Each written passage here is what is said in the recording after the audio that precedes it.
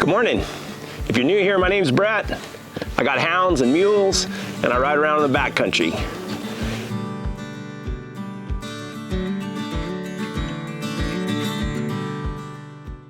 This is summertime, and it is hot. I mean, I think today it's supposed to get up to about like 108 degrees, and that's hard on hounds and redheads. And I was in the office the other day, and I'd planned on going out and going up to the high country last week, and I didn't make it. I had some things come up and I couldn't go. Anyway, I was going through, I got these hard drives.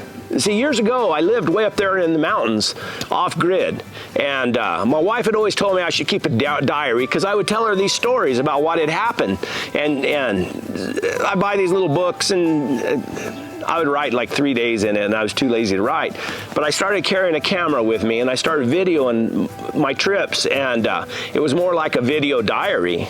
And a lot of it's, you know, just stuff that's really, honestly, pretty boring.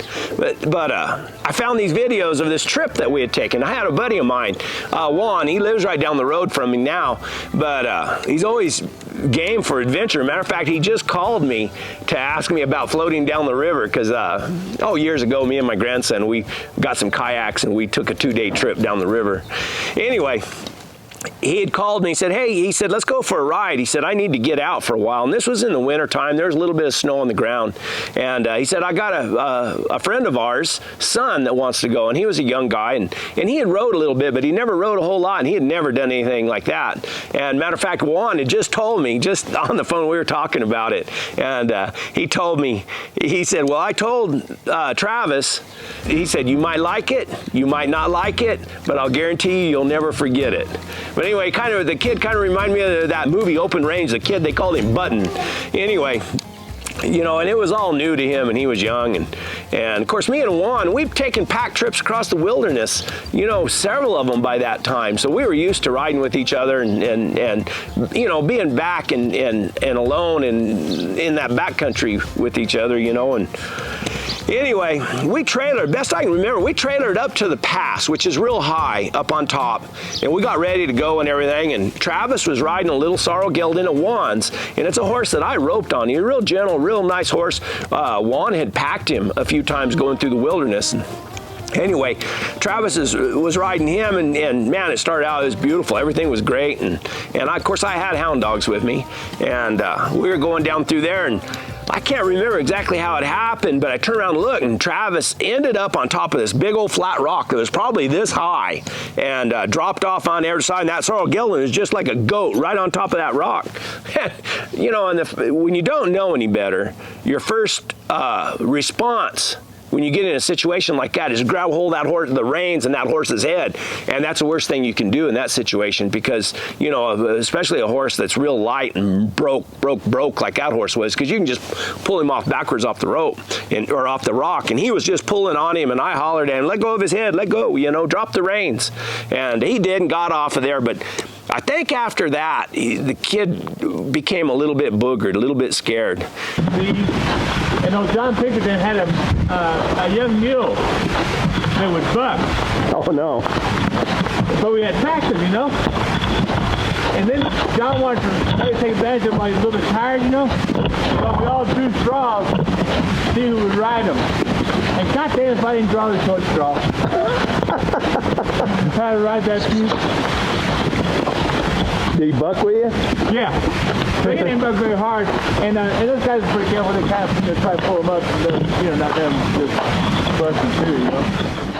Anyway, we rode up to the top and ended up on the very top. There's a fire lookout tower. Ready? Oh, yeah. Does it hurt your legs going down here? I'm pretty tired from Riding? Yeah, riding and walking. Right down there's home. We got up in that fire lookout tower, and I noticed him. We got up there, he was kind of holding on pretty tight. You know, it's pretty high, it's not that high. And I said, are you scared of heights? And he said, yeah, a little bit. And I said, oh, okay.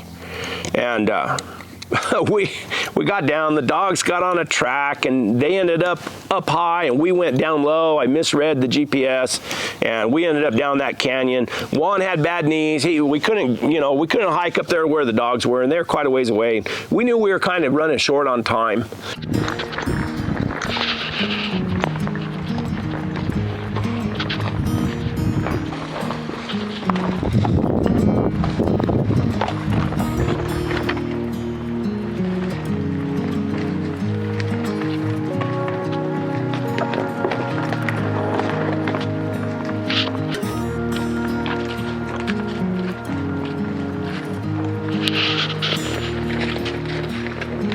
Have to send a copy of this to his dad, huh? I know, huh?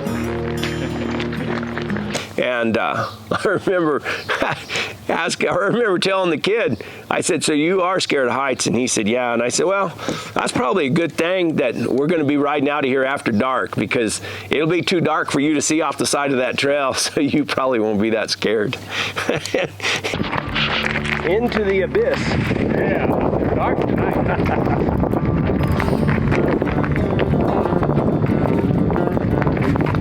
Dad says darker than a well driller's asshole.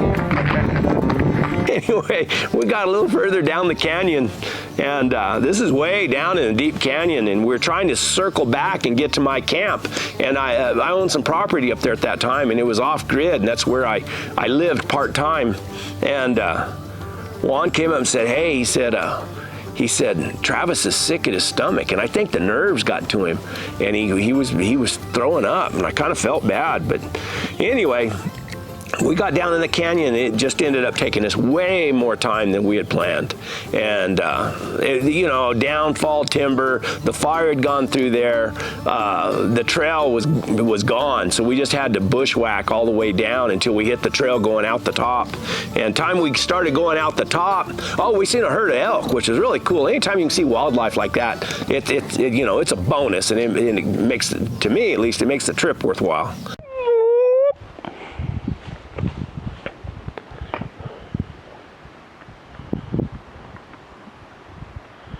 Oh, they got one horn dropped, huh? Look at all this elk. Isn't that pretty? Wow. I can't believe that. That's good, huh? We almost didn't see them. They were coming right by us. I know it. How big and how quiet they are. I went to see them.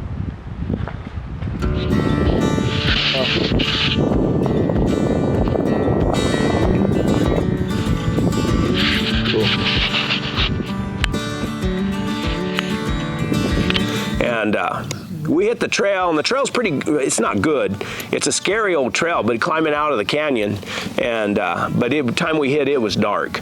And we seen some eyes, which were Coues deer on the side of the mountain as we were going out, which was cool. And shoot, I bet we didn't get back to camp until, I don't know, maybe midnight. And best we could figure, we probably rode 30 miles that day.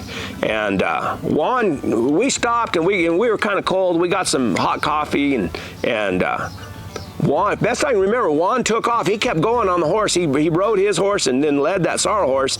And me and Button, or Travis, we got in the buggy, my side-by-side, and oh yeah, that's right. And him and I drove all the way up to the top of the pass in the buggy, loaded my buggy up in Juan's trailer, and then drove his truck down and met him, and then they left. It was probably about a 20-hour day.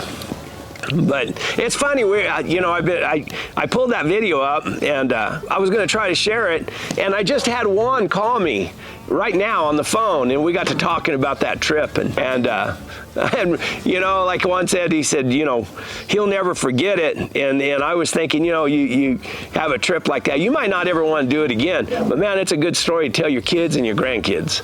And me and Juan, we're kind of adventure type guys, and we do a lot of things like that. So it was I'm not going to say it was totally enjoyable trip, because it was a long ways in really, really rough country, but and since that time, me and Juan have done it again. We went one time. I'll put a link to that video right here. And we spent best I remember, we camped and spent the night that night. We divided it up into two. Instead of one 30-mile day and night, we made it a two-day trip where we did 15 miles and then another 15 miles. But anyway, getting ready, getting my stuff ready.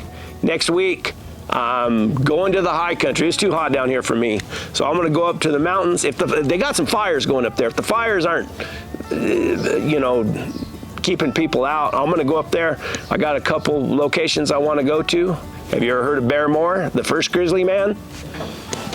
That's where I'm going to go find his cave. And then also, I got another place, another bug out place, another location that I could go to, or kind of just that scenario if there was an economic collapse and stuff that I could go to.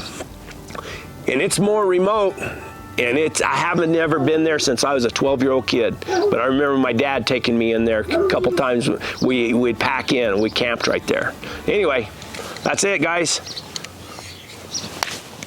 Onward and upward. That is the watchword. Thanks, Jeff.